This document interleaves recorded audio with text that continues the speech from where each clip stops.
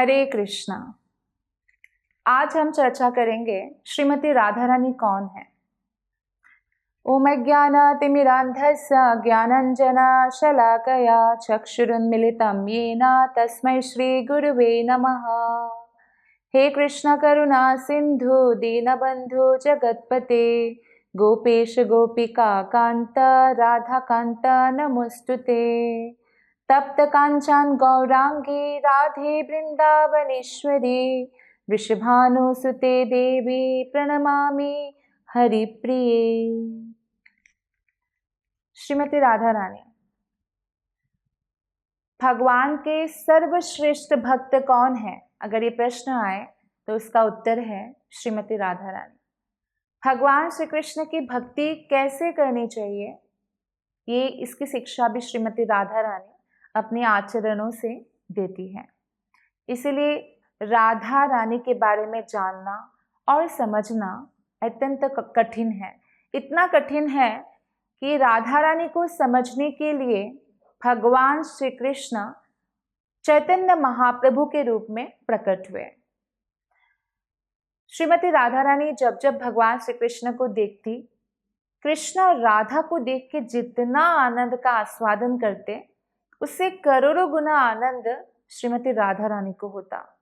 तो भगवान सोचते कि मैं भगवान हूँ और मुझे ही सब कुछ जो है ज़्यादा आनंद का आस्वादन होना चाहिए, क्योंकि आनंद के आस्वादन के लिए ही कृष्ण ने अपने वाम अंग से राधा रानी को प्रकट किया। लेकिन राधा रानी ज़्यादा आनंद लाभ कर रही है।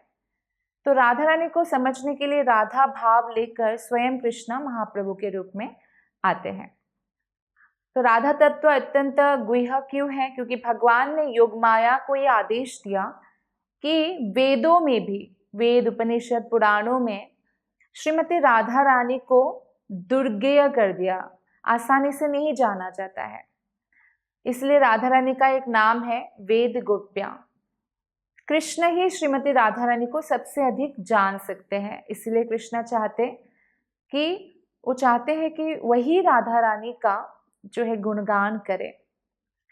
तो जब भगवान श्री कृष्ण प्रकट हुए तभी भी राधा रानी का बहुत सारा महिमा का गान भगवान ने किया, और जब चैतन्य महाप्रभु के रूप में आए तभी भी हर जगह श्रीमती राधा रानी को उन्होंने प्रकट किया। तो भागवतम में भी श्रीमती राधा रानी के बारे में वर्णन नहीं है, लेकिन एक श्लोक श्रीमद् भागवतम 10वें स्कंध 30वां अध्याय में 28वां श्लोक में अप्रत्यक्ष भाव से सुखदेव गोस्वामी जो है राधा रानी के बारे में बताते हैं। सुखदेव गोस्वामी श्रीमती राधा रानी का ही तोता है, और इसीलिए अगर वो श्रीमती राधा रानी के बारे में वर्णन करते हैं तो तुरंत ही वो समाधि में चले जाते हैं, क्योंकि आनंद में मग्न हो जाते हैं। और इसीलिए क्योंकि परीक्षित महाराज के पास केवल 7 दिन था, वो भाव विभल नहीं हो सकते थे, तो नाम उल्लेख नहीं करते हैं। चाहे जो भी हो, राधा रानी वेद गोप्या है। और जहाँ तक राधा रानी की बात है, राधा कृष्ण से भिन्न नहीं है। राधा कृष्ण एक ही है, बस 2 देह धारण किया है। चैतन्य चरितामृत में बताया गया है, राधा कृष्ण एक आत्मा दुई देह धरी अन्योन्य बिलसे रस स्वादन करी। कृष्ण पूर्ण शक्तिमान है और राधा रानी पूर्ण शक्ति है। शक्ति और शक्तिमान में कोई अंतर नहीं होता है, और उनसे बड़ी शक्ति और कोई भी नहीं है राधा रानी से, और कृष्ण से भी बड़ा शक्तिमान कोई भी नहीं है। तो श्रीमती राधा रानी से ही समस्त जो देवियों का विस्तार है राधा रानी से होता है। राधा रानी आदि लक्ष्मी है, जैसे कृष्ण आदि विष्णु है। विष्णु 3 विष्णु का विस्तार कृष्ण से होता है। इस प्रकार से राधा रानी से अनंत लक्ष्मियों का विस्तार होता है, जो वैकुंठ में नारायण की सेवा करती है। श्रीमती राधा रानी से ही कृष्ण की जो हजारों रानियां हैं उनका विस्तार होता है। श्रीमती राधा रानी से ही अनंत गोपियों का विस्तार होता है। तो इस प्रकार आगे जैसे भगवान कृष्ण से शिव जी का विस्तार होता है, श्रीमती राधा रानी से ही पार्वती का विस्तार होता है। फिर पार्वती से दुर्गा, दुर्गा से और अन्य देवियों का विस्तार होता है। तो इसलिए क्योंकि हम जब कृष्ण की अनन्य भक्ति करते हैं कृष्ण के लिए जो व्रत है उसी का हम पालन करते हैं, ठीक उसी प्रकार से हम श्रीमती राधा रानी की राधाष्टमी का व्रत दोपहर तक निर्जल रहकर पालन करते हैं। उसके बाद आप अन्न प्रसाद ले सकते हैं। तो हर एक व्यक्ति को जो राधा रानी की कृपा प्राप्त करना चाहते हैं, कृष्ण की कृपा प्राप्त करना चाहते हैं, राधाष्टमी का व्रत जरूर रखना चाहिए। तो श्रीमती राधा रानी ऐश्वर्य में भी सर्वश्रेष्ठ है। ऐश्वर्य में सर्वश्रेष्ठ का एक उदाहरण आता है। दो असुर था, मर्शन और हर्षण। वो कालनेमी नामक एक विख्यात असुर का दोनों पुत्र थे, पर वो दोनों कुछ मंत्र जप करते थे रोज। किसी को नहीं पता था क्या मंत्र जप करते थे, जिसके कारण इतने शक्तिशाली हो गए कि देवता लोगों को तो आसानी से हरा दिया। यहाँ तक कि काली देवी भी उनके अनेक विस्तारों के साथ लड़ाई किया, क्योंकि उन्होंने इतना अत्याचार मचा कर रखा था, त्रिभुवन में हाहाकार हो गया था। फिर काली देवी भी परास्त हो गए। ऐसा भला कैसे हो सकते हैं, जो ब्रह्मा और शिव जी से भी परास्त नहीं हो रहे हैं। तो फिर शिव जी के पास सारे देवता गए, ब्रह्मा जी भी गए और पूछा कि इसका क्या उपाय है। तो भगवान शिव ने कहा, मैं ध्यान मग्न होता हूँ और बताता हूँ कि क्या मंत्र वो लोग जप कर रहे हैं। तो पता चला वो विष्णु सहस्त्र नाम जप कर रहे हैं, यानी भगवान हरि नाम का जप कर रहे हैं। जनरली असुर लोग जो है हरि का नाम जप नहीं करते हैं, लेकिन आप देखिए अगर कोई हरि का नाम जप करते हैं तो कितना शक्तिशाली हो जाते हैं। तो जप करते हैं तो अब क्या किया जाए। तो शिव जी ने बोला, ये तो भगवान विष्णु या कृष्ण भी इनको नहीं मार सकते, क्योंकि वो उन्हीं के भक्त बन चुके हैं, उनका नाम जप कर रहे हैं, तो भगवान को भी अपराध लग जाएगा। कैसे? क्योंकि वो भक्त वत्सल है। तो ऐसा करेंगे तो भक्त वत्सलता, उनका गुण जो है वो बदनाम हो जाएगा। तो क्या किया जाए। तो सब लोगों ने जब भगवान से भी बात किया तो भगवान ने यही कहा, भगवान कृष्ण ने, केवल राधा रानी ही इसका उपाय कर सकती है। तो फिर श्रीमती राधा रानी के पास समस्त देवतागण और ब्रह्मा जी और शिव जी जो है गोलोक के द्वार पर राधा रानी की स्तुति करते हैं। राधा रानी प्रकट होती है, उनकी समस्या राधा रानी के सामने रखते हैं और श्रीमती राधा रानी सुदर्शन चक्र को, अपना सुदर्शन चक्र को आदेश देती है कि ये दोनों असुर मर्शन और हर्षण को मारने के लिए। तो इस प्रकार श्रीमती राधा रानी दोनों असुरों को वध करते हैं। श्रीमती राधा रानी इतनी भक्ति में आगे है, उनकी जो भक्ति, उनके जो भक्ति का सौंदर्य है, ऐसे तो सौंदर्य है ही, परम सुंदरी है, कृष्ण को इतना आकृष्ट करते हैं कि पूरा जगत कृष्ण के पीछे पागल है, पर कृष्ण राधा रानी से मोहित है। जगत मोहन कृष्ण ताहर मोहिनी, अतएव समस्तेरा परा ठाकुरानी। तो इस प्रकार इसीलिए वो समस्त देवियों में, सब में वो श्रेष्ठ है श्रीमती राधा रानी। उनका नाम भी है मदन मोहन मोहिनी। और जहां तक राधा कृष्ण के प्रेम की बात है, वो प्रेम परम पवित्र है। साधारण व्यक्ति, जो मूर्ख व्यक्ति है, वो अपने जैसा समझते हैं और राधा कृष्ण के प्रेम को भी अपने स्तर तक ले आने का प्रयत्न करते हैं, जो असंभव है। वो कोई स्त्री पुरुष का प्रेम नहीं है, भक्त और भगवान का प्रेम है। आप देखिए कि जब भी श्रीमती राधा रानी कोई भी कार्य करती है, वो कृष्ण का ही ध्यान करती है कि कृष्ण, उनके प्रियतम को ये पसंद आएगा कि नहीं। श्रीमती राधा रानी कहती है कि पूरा जगत मेरा बदनाम क्यों कर रही है। हे कृष्ण, क्या आपकी पूजा आराधना ऋषि महिषी नहीं कर रहे हैं? कितना वो तपस्या करते हैं, ध्यान करते हैं, पूजा आराधना करते हैं, वो लोग तो बदनाम नहीं होते। जब मैं आपकी पूजा आराधना करती हूँ, आपका चिंतन करती हूँ, तो लोग मुझे क्यों बदनाम करते हैं? क्यों? क्योंकि लोग राधा रानी को नहीं समझ सकते हैं कि राधा रानी का प्रेम एक भक्त का भगवान के प्रति प्रेम है। और ऐसा ही भक्ति हमारे हृदय में भी होना चाहिए कि हमारा सारा संपत्ति जो है एक्चुअली हमारा नहीं है, कृष्ण का है। तो राधा रानी के प्रेम को समझने के लिए, कृष्ण के प्रेम को समझने के लिए हमें काम और प्रेम में जो डिफरेंस है उसको समझना होगा। Before a single drop, there is a heartbeat. At Haribol, that heartbeat is never traded for milk. every cow and bull is protected lifelong. This is ahimsa. This is kindness. This is devotion. Switch to Haribol Ahimsa A2 Milk.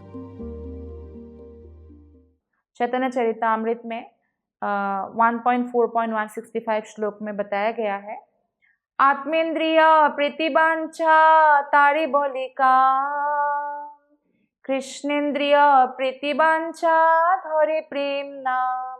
अगर इस सांसारिक जगत में कोई पुरुष स्त्री या स्त्री पुरुष से कहते हैं मैं आपसे बहुत प्रेम करता हूँ, तो ये गलत है। उनको प्रेम शब्द का उपयोग इसमें नहीं करना चाहिए।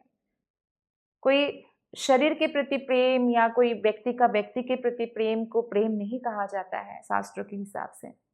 शास्त्रों के अनुसार कृष्ण के प्रति प्रेम, कृष्ण की इंद्रिय तृप्ति का प्रेम को ही प्रेम कहा गया है। और राधा रानी का प्रेम कैसा है? उज्जवल नीलमणि में रूप गोस्वामी बताते हैं, सर्वथा ध्वंस रहितम सत्यापि ध्वंस कारणे यद्भाव बंधनम यूनः स प्रेमा परिकीर्तितः।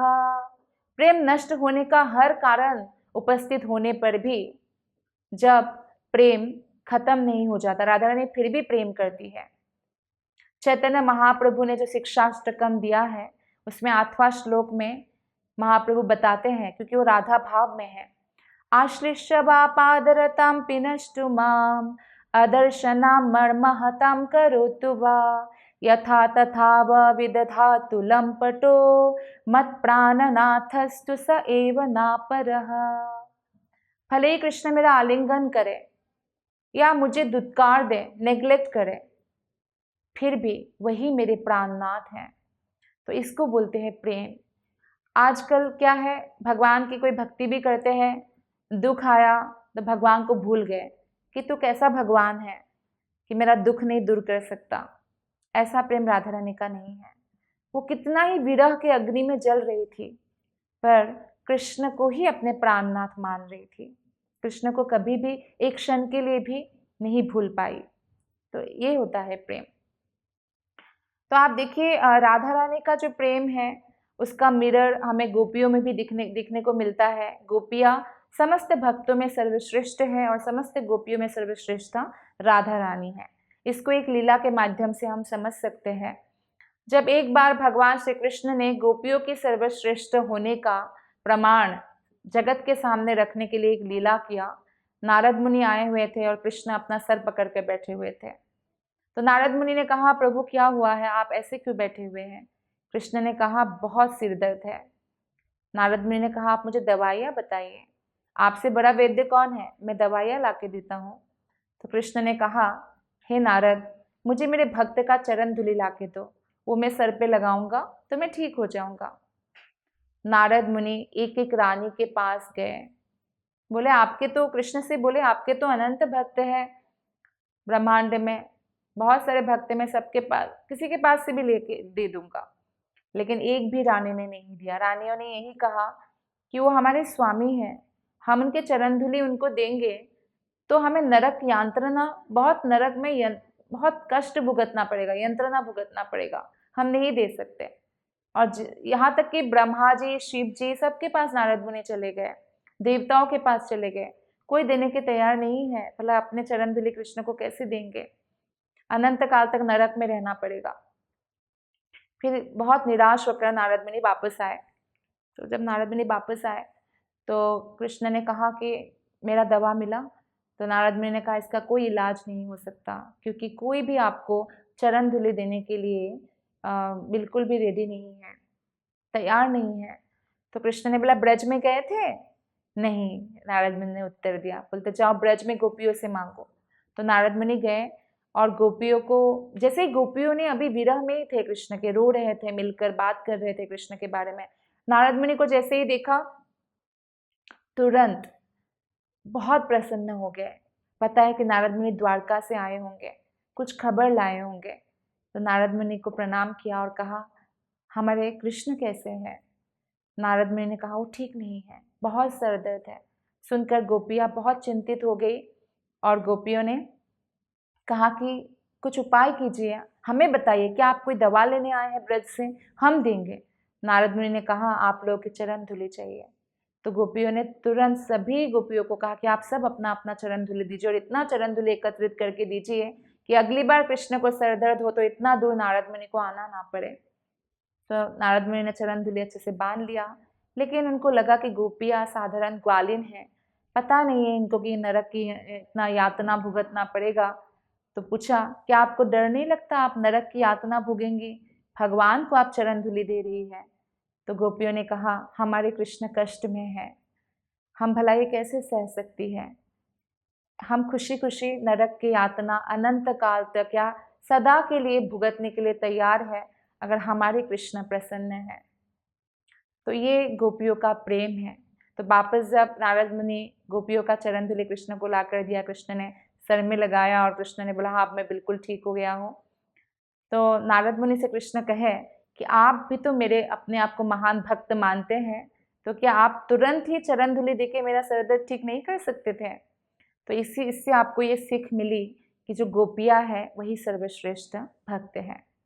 इसीलिए वैष्णव भजन में वासुदेव गाते हैं वासुदेव प्रभु की, यदि गौर ना হইতো তবে কি হইতো কেমনে ধরিতাম দে রাধার মহিমা প্রেম রস সীমা जगते जाना तो के।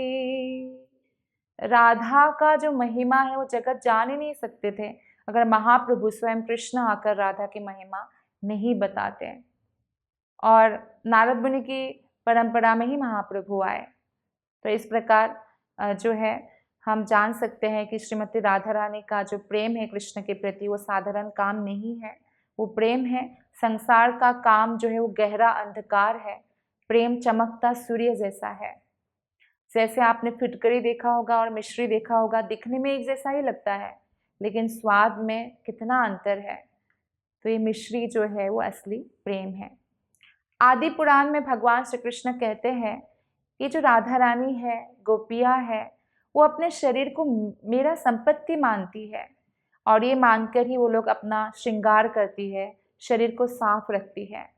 ऐसा ही हमें भी समझना चाहिए कि हमारा शरीर हमारा संपत्ति है, ये तो कृष्ण ने उपहार स्वरूप हमें दिया है मनुष्य शरीर, ताकि हम भक्ति करके भगवत धाम जा सकें। तो इसलिए हमें अपने शरीर को शुद्ध रखना चाहिए और ऐसा वैष्णव वस्त्र पहनना चाहिए जिससे कृष्ण को प्रसन्नता हो।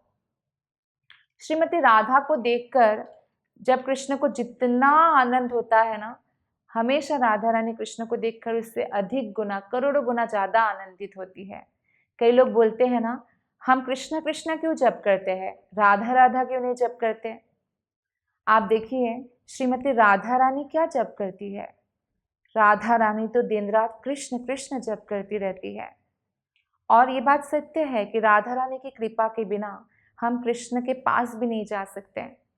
तो अगर हम राधा रानी की कृपा प्राप्त करना चाहते हैं तो हमें राधा रानी की प्रसन्नता के लिए कृष्ण कृष्ण जप करना चाहिए। कोई राधा रानी को अगर अकेले दर्शन करे तो उसमें राधा रानी की असली सौंदर्य नहीं दिखेगा, लेकिन कृष्ण के साथ दर्शन करे, जब राधा रानी कृष्ण को देख रही हो तब वो असली सौंदर्य दिखता है। इसलिए हमें श्रीमती राधा रानी को प्रसन्न करने के लिए उनके नाम के साथ कृष्ण नाम लेना कंपलसरी है। इसीलिए वैष्णव परंपरा में, गौड़ीय वैष्णव परंपरा में और स्वयं भगवान चैतन्य महाप्रभु ने हमें मंत्र दिया है, हरे कृष्णा कृष्ण कृष्ण हरे हरे, हरे राम राम राम हरे हरे। इस महामंत्र का हमें जप करना चाहिए। राधा रानी की सौंदर्य कृष्ण का नाम लेने से और बढ़ जाता है, उनकी कृपा हमें प्राप्त होती है। जैसे हनुमान जी राम जी के भक्त हैं, आप हनुमान जी के सामने हनुमान हनुमान नाम जप करते रहो, उससे प्रसन्न होंगे अधिक कि जय श्री राम जप करेंगे तब अधिक प्रसन्न होंगे।